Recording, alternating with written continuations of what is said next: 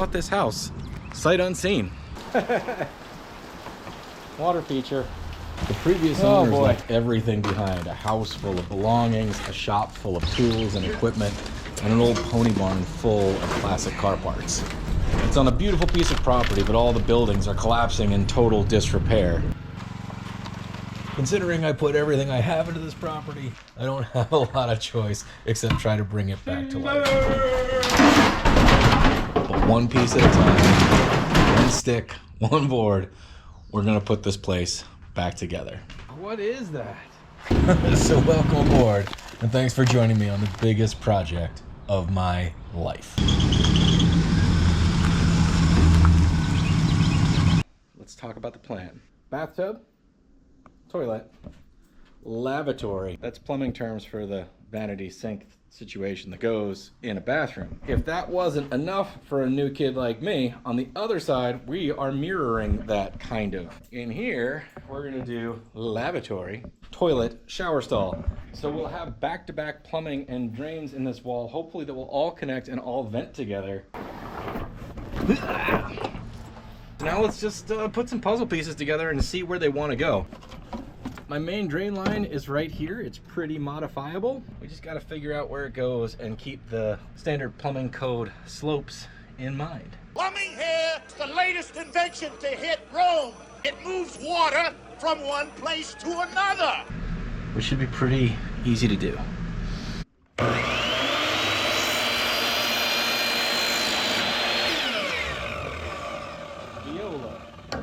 Make no mistake, gang, I'm not a plumber. Come again? I'm just a do-it-yourselfer kind of guy. But let me show you how we're kind of working on this. This is obviously the upside down version, but each toilet runs into a double Y. Do not use a sanitary T here. I don't know much, but I know that, which is weird because of the name. You would think that's what you use it for. Nah, that will not work and probably siphon one toilet from the other. It's just what I read. I have no experience with it, but I'm hearing that that's the thing. I have a couple of options here. Because I'm standing basically right over the main drain to the house, I could run the toilets straight into the main drain and be done, and then run this sink and bathtub into the main drain and be done, and run that shower and that sink into the main drain and be done.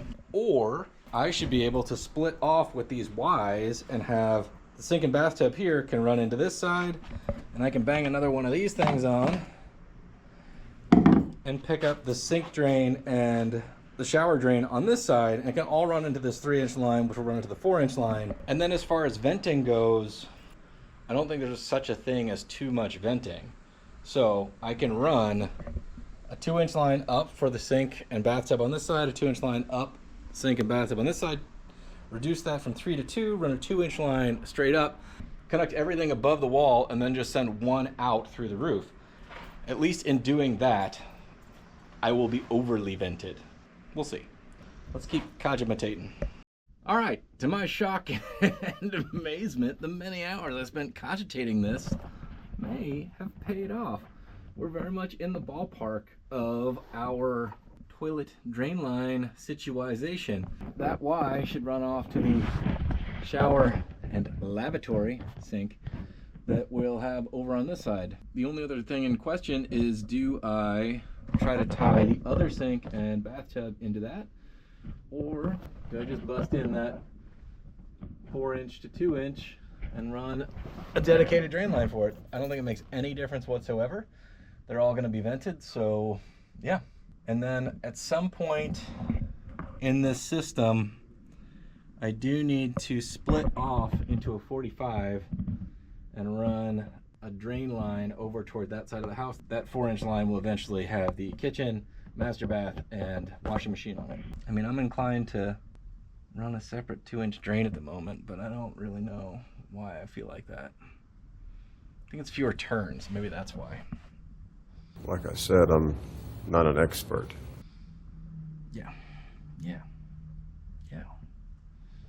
Just gotta figure out where that stuff goes now. So I'm happy I have this here because the documentation for this tub doesn't really exist. I think I'm gonna have to move this first stud because it's too close to the center of my bathtub, so my shower valve is gonna wanna live in between here. It's not a big deal.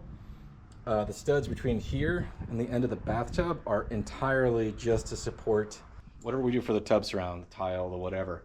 I'm trying to find anything but tile, but I haven't found a solution yet. This is not a load-bearing wall. And this is why I use screws for my initial layout, gang. Case of screw up. I just kind of sketched out hot water line, cold water line, shower valve. So for the vanity that's on the other side, the lavatory, the sink, I want to offset the drain pipe. So I can either run my trap not 90 into the wall and off this way. My other option would be putting it in there through the floor, but it becomes another situation where this still needs to vent up through the roof, and it sort of would be in my way if I ever needed access to this, which is the whole purpose of doing this way. So like offsetting it like so is where it's at.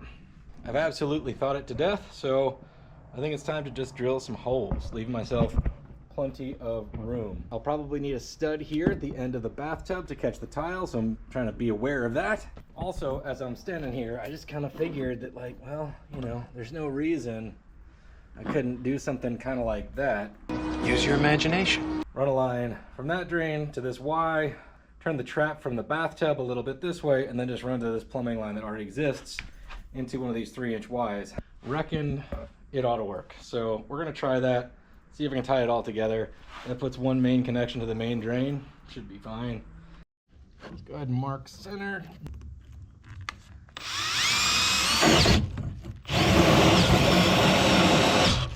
Ouch.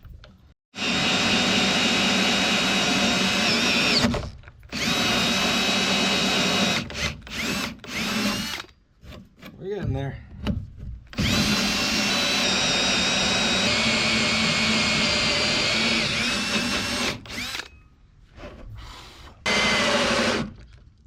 Battery's dead.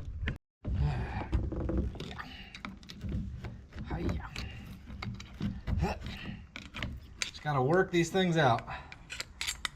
It's a pain. But that's what these slots are for. There you go. Viola. That is warm. All right, now we gotta go through the subfloor. Just kind of brazen. Don't push down too hard. Let the tool do the work. All right. And there we go. Down into the crawl space. All right, so while I'm up here topside, I'm gonna drill for these water lines as well. Just so when I'm underneath, I can kind of see where those are gonna land just in case and don't put something in my own way. Don't really see how I could, but I could find a way. I've got these spaced 8 inches apart. It's just what I think is right for shower valve. We'll find out.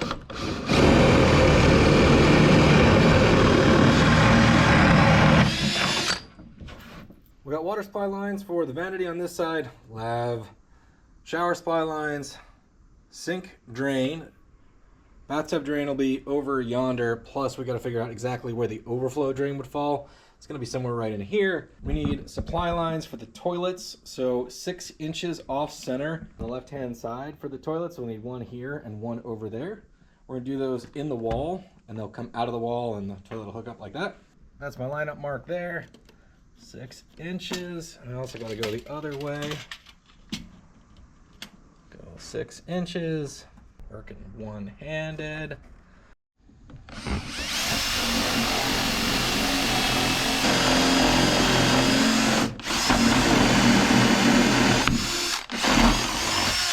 All right. All right, that's a lot of holes in $50 a sheet subflooring, but what are you gonna do?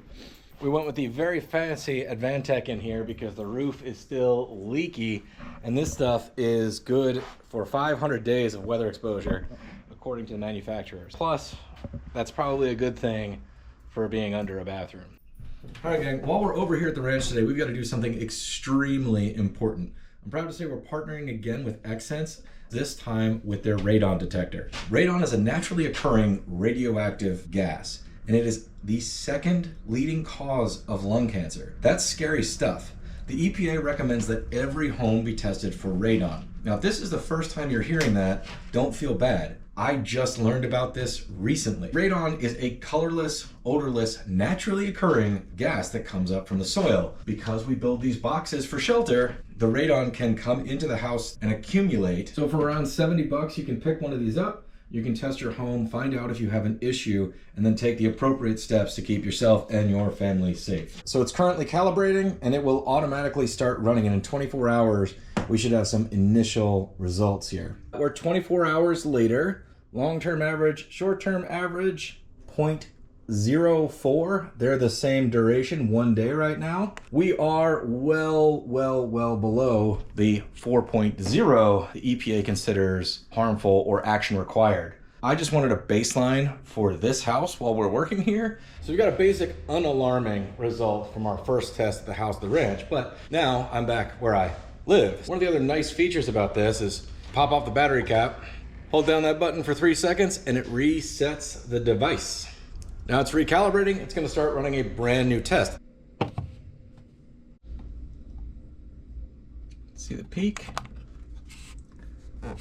So, peace of mind. It's been running in there for 4 days, and we are well below alarm level, even below the average indoor radon level that is acceptable by the EPA. Now, I'm really happy to say that because I've never tested, and I've been in this house long enough that if we had a problem, I would have been exposed to it long enough that I could actually have legitimate health concerns as a result of it. So, that's not the case, and that's a huge peace of mind. So we're gonna leave that thing just running. I was truly ignorant of the need to test. That's kind of a shame considering it is a universal EPA recommendation. Links to the radon detector and a discount code are right here, and links to the EPA website are also in the description in case you need to check it out, but just give it a Google. Stay safe out there, stay healthy, you know, best you can. So if you haven't been following all of the videos, go back and check them out. Like, why not? I used this 2x4 base plate as sort of a story stick to figure out where everything was going to go. So the blue electrical tape was marking the edge of the tub, and then 15 inches in from there was the center of the toilet on this side. 15 inches from there is this piece of blue tape, which was the bare minimum distance to start our shower stall into this corner and to start our vanity lavatory situation over here. My goal is to do a smaller lavatory sink so that I can have a floor-to-ceiling closet in this corner. Even if it's small, it'll be enough for towels and soap and toilet paper and all the stuff that you want to have in a bathroom that your guests are using, you know? So from this mark to this mark is a 24-inch lavatory sink. That leaves us 28 inches from here to the wall to build a closet of some kind. I would say the interior of the closet could still manage to be 2 feet. It's roughly 2 by 2 interior. We can fit all kinds of stuff in there. All right, we got a couple things going on. I did find dimensions for the bathtub, and my mark with the Sharpie is off by easily an inch. Let's see, I got the Sharpie in there at some point, but that's not a very accurate way to do that, apparently. Also, over in this bathroom, it's pretty narrow in here. It's 52 inches. This pencil line is gonna be the shower stall, which is 34 by 48. We're close to a joist here. I don't know if it's too close. It's tight. So theoretically, this is the joist here. That is our drain. Oof. We'll make it work. If I have to cut the joist and head around it, I will, but I don't really want to do that. Back to the bathtub side, another thing I've never done is put in the plumbing for the drain. Now, I have removed several bathtubs, and there's always a big cutout that allows access from the bottom. The issue I have is every time I've removed a bathtub, there are rodent nests all around the inside because they can get up through that hole. So if they get under the house, which they're gonna do eventually, I don't want them living under my bathtub. Had some critters living under there. That's pretty normal because they left that size hole in the floor when they put the bathtub over it. We're gonna figure out how to do it without leaving a hole there. The instructions for the shower pan also said cut a 6 by 6 inch hole. So on our next trip, we're just gonna go pick one up and see what that's all about, but I'm cutting the smallest hole possible because I don't want anything living under the shower pan either. They like little small spaces out of the way. They don't want anything to do with you. However, sometimes where they think is nothing to do with you is very much to do with you. Ask me how I know. I'll dive back under here, just take a look at everything from the bottom, see how we feel about it all. So it seems reasonable. Let's come down from here, turn, and end up in this one. Can't quite see it, but same thing over there. We just make it work, you know? Just in case you guys are wondering, I figured while this is out, before I connect anything, I should confirm my plan to get some plumbing headed off yonder ways. Turn the corner again that way, and we'll run out toward the kitchen and run our whole branch down the length of the house that way. And then on this backside, we'll just have a clean out. Even though there's a clean out just on the other side of this wall, we'll just be able to push through any clogifications that end up at this point. Yeah, I feel good about that. I think that means I should spend a few minutes cleaning all this out, gluing this in, and maybe just getting enough pipe out and around that corner. Right? I mean, worst thing that happens is I have to cut it all apart, which would be pretty lame. I'll let you know what I come up with. It's just cogitation under the house. It's fun. It's great. It's my thinking spot now. All right, here's my plan, Stans. I'm gonna trim this back a little bit so I've got some more room. And on my shopping list, I'm gonna add a Fernco, which is these rubber style doohickey connectifiers. That way I can make my first connection to all of these connections with a Fernco. At the very least, that will allow me to make a change or adjustment if I have to. But at the end of it all, it's gonna look something kind of like this. Let's cut this up.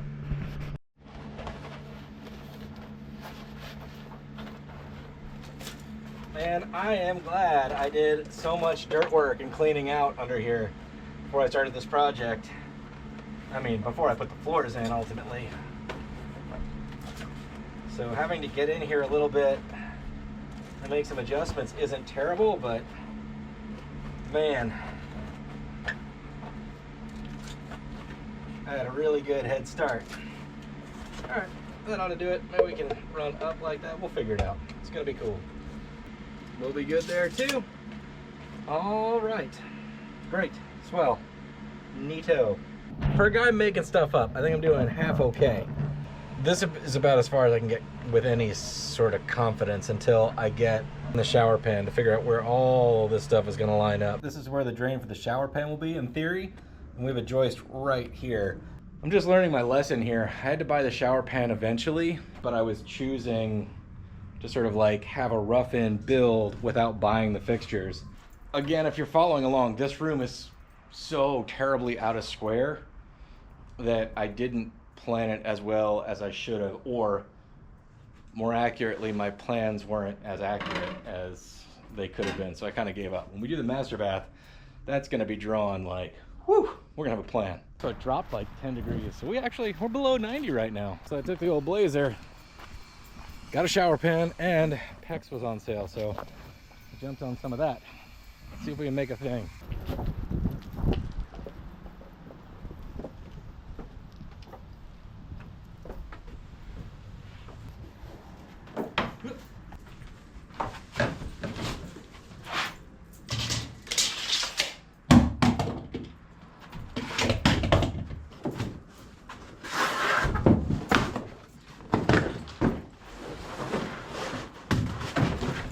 What's happening?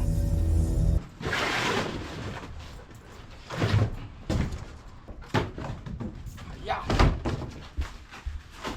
But it's not lining up. But it's not lining up in our favor, which is really weird. I'll take it because it's not near the joist. I did buy, there's an offset drain. It's not going to hurt anything. So I bought this guy because figured it might give me a couple more inches, which we may not need, which is interesting. I don't know if I care to keep looking through as to why. Give it 5 minutes and then we'll see. I guess I misread the model number. So 17 3/8, 16 3/8. Anyway, I had to buy the thing anyway. It's kind of exciting. Like, look, see a shower pan. Tight in here, but it's gonna work. Man, I moved this thing in here because I didn't want to wang it all up. I mean, it wasn't like it was crazy expensive. Actually, the shower pan and the tub were both 200 bucks. As I watch my life savings fall into this money pit, consider subscribing. Hit the like button and maybe buy some merch or something. I sure appreciate the support. Let's move this thing again without screwing it up, hopefully. It's big and silly, but boy, is it so much lighter than the one we took out. That thing was a monster.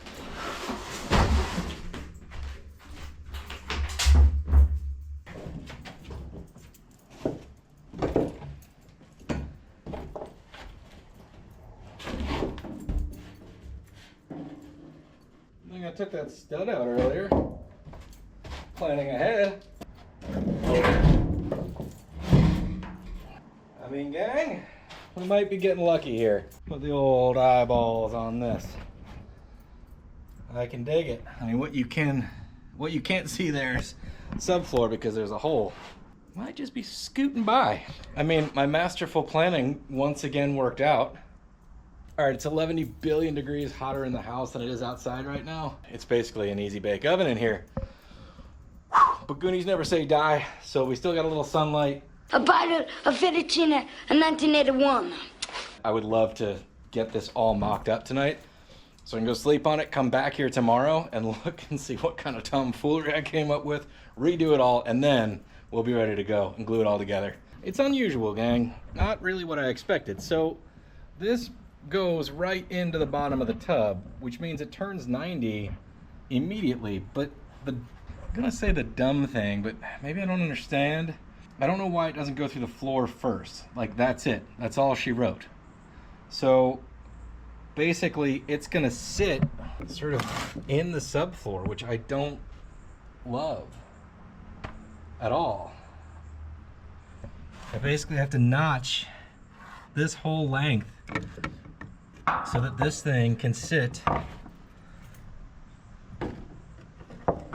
like, it lifts up the tub that much, which is way too much. So I have to notch all that out. And then this pipe runs this away. And then this thing can run as far up or down as necessary. I'd be way happier if the drain dropped through the floor and then I could connect it below the subfloor, because that's what I want to do. 40 bucks into this or something. Now I'm like gonna stop and do research before I butcher this subfloor. Because the other issue here is, I guess I can grate stuff around it or insulate around it or something like that, but I've got an exterior wall, so if there's a big gaping hole that goes to the crawl space in the winter, an iron tub gets freezing cold. I know, because the house I live in has the same situation, and that's not a situation I really want to repeat here. So it's frustrating. I don't want to sit here Googling it all night, you know, but I also don't want to cut a hole in the floor without knowing I had an option. Googling it is. Let's go outside where it's pretty and like 10 degrees cooler. All right. It appears like there are products out there, but before I start poking holes and stuff, man, I'm gonna walk away from it for tonight, because I can go internet later, I can think about it, I can decide whether or not it needs a better solution than the one it's offering me here.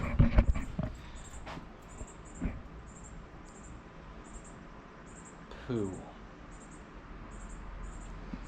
But my only other option here is to go ahead and cut, and then I'll come back tomorrow with a much better idea. So I guess it's time to walk away, team. We'll see you here in a jiff. Well, sports fans, apparently notching for the drains in these things is standard operating practice. I'm gonna go on the record and say it's dumb. We're gonna do it anyway. And before we completely finish, we will cover that with hardware wire and some great stuff, because I mean, under a bathtub, there's a great big happy hiding place for all kinds of small critters. All right, mark that, go out here, mark that. That ought to do it, even though I don't like it at all.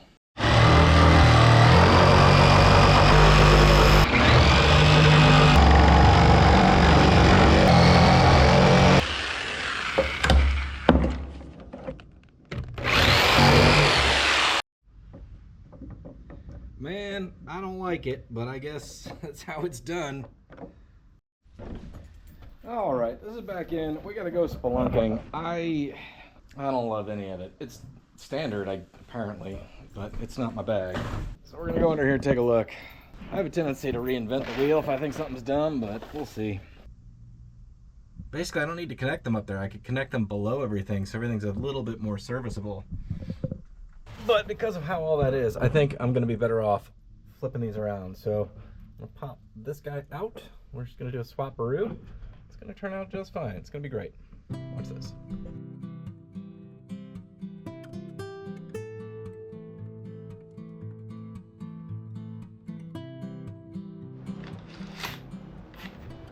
Time to drill out the shower drain. All marked.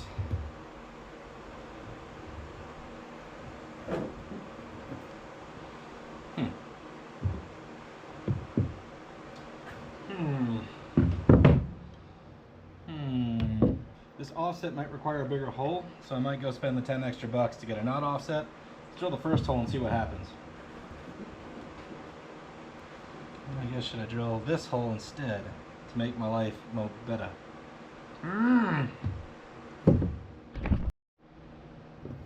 Alright, that looks like it's pretty well supported. 5 inches max. This is a 4-inch hole. I think this is the one to use. Do not want to scratch this up. Alright, that line right there is theoretically the joist, so we're going to be right next to it, but hopefully not on it.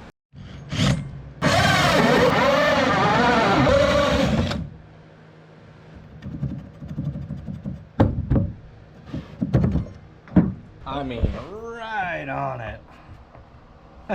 Didn't hit it though. This is really my first time doing it, so here's the experience I've got.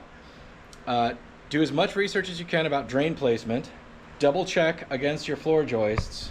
You can head around it is what they call it, where you notch the joist and you frame it all in. Part of the learning process. You gotta be willing to screw up. That's just part of it. So, you know, so far so good. We haven't anything totally set us back yet. Knock on wood. But yeah. Like this shower pan, if it had been a 32-inch and not a 34-inch, we'd have been right up on it. So I'd like to say I planned it that way, but I didn't really. Not specifically to where the drain was located. I did plan it for the space, but got lucky, gang. What do they say? Better to be lucky than good? Yeah, you're gonna save a lot of money doing your own plumbing, but you're gonna spend a lot of time and you're gonna spend a lot of extra money buying parts that just don't fit. And you may or may not ever get them returned to the store. In fact, I have an entire bin that I'm pulling from that's just leftover parts, things that I got wrong and took out of the packaging and, you know, tried to fit and got wrong. So yeah, you'll have your own plumbing box one day. Look forward to that, gang. Also, I'm not sure how professionals do this stuff. I just put some boards up and some screws on either side to help hold this vertical-ish. Same thing over yonder ways.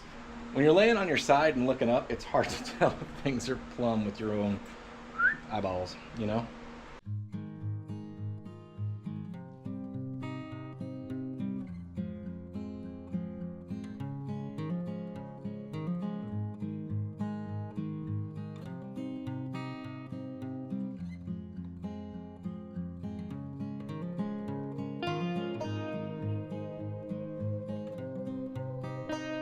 A lot of that is loosely put in. I'm a novice at this, so get it together, make it look right. We'll do a double check on all of that, and then once we feel good about it, we're gonna go back and glue it all together, even though I'm as sure as a guy that's never done this before can be that I got it.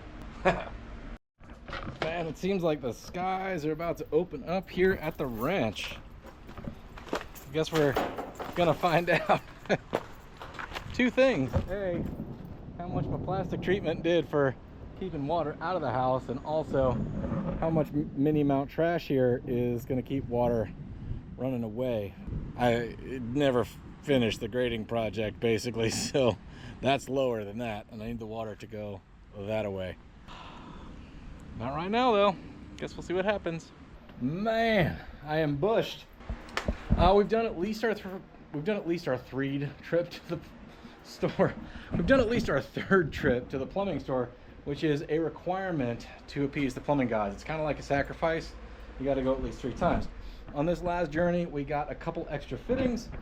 I got a centered shower drain, and I also poked 3 holes in the stud wall above everything so we can run up to a vent. We'll tie all 3 of those in together. Now down below, it almost looks like I know what I'm doing. It looks like we're kind of onto something here. Unfortunately, now I got to blow it all apart and then glue it.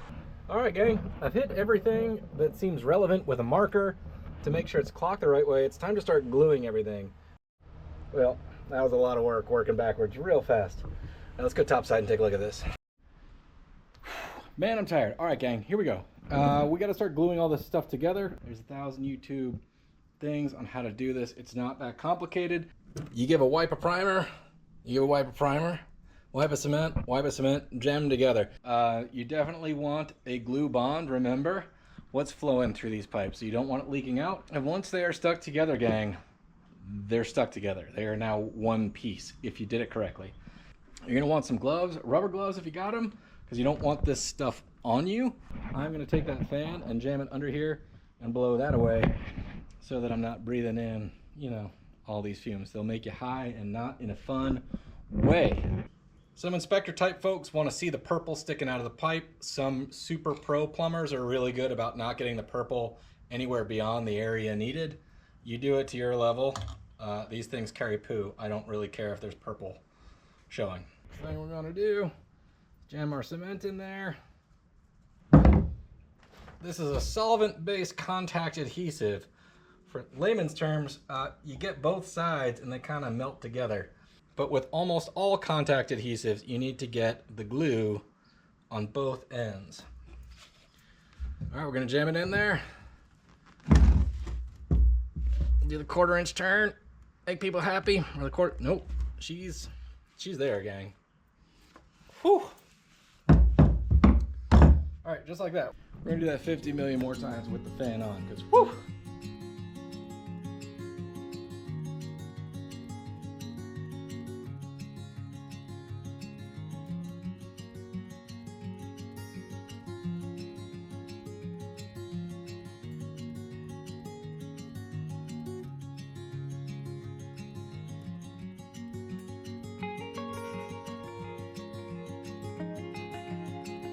Well, gang, I'm bushed, but not bad. I'm just holding some of that stuff up. We'll get plumber strap in here sooner than later. Oh, well, gang, the sun is going down. It is too dark to film in the house at this point. That's a lot of work. It took me way longer than a normal plumber. Lots of trips to the store to appease the plumbing gods, but that's just the price you gotta pay to get some experience. It's mostly tied in. Today and yesterday and part of the day before that were a lot of work, but big strides forward, I would say, especially when you factor in the learning curve. You know, it's kind of exciting. A lot left to do. So thanks for watching. Consider subscribing. Mashing the like button helps me out on YouTube, even though it's childish, so I'd appreciate it if you wouldn't mind. Check out the Amazon store, the merch store, all ways to support the channel, and the channel needs your support. It truly does. I like making these videos. I appreciate the comments. I appreciate the support. Good luck on your projects out there. We'll see you next time on Between the Sharks.